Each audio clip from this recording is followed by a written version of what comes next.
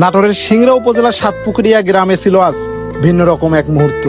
আলোচনায় থাকা রহিজউদ্দিনের বাড়িতে এসে হাজির হলেন ঢাকায় চলচ্চিত্রের জনপ্রিয় চিত্রনায়িকা অপু বিশ্বাস।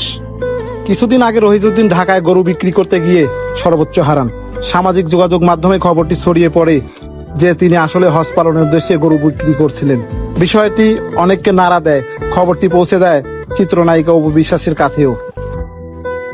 মানবিকতার জায়গা থেকে তিনি এগিয়ে আসেন, নিজের অর্থ দিয়ে রহিজউদ্দিনের হজ পালনের ব্যবস্থা করেন। শুধু তাই নয়, প্রতিশ্রুতি অনুযায়ী আজ মঙ্গলবার দুপুরে তিনি সশরীরে এসে রহিজউদ্দিনের বাসায় পরিবারকে দেখতে যান। অপু বিশ্বাসকে কাছে পেয়ে আবেগপ্লুত হয়ে পড়েন রহিজউদ্দিন ও গ্রামের মানুষ। তিনি কৃতজ্ঞতা জানিয়ে বলেন, আমি ভেবেছিলাম আমার হজ স্বপ্ন আর পূরণ হবে না, কিন্তু আল্লাহর রহমতে ও অপুর সাহায্যে এবার হজে যাচ্ছি।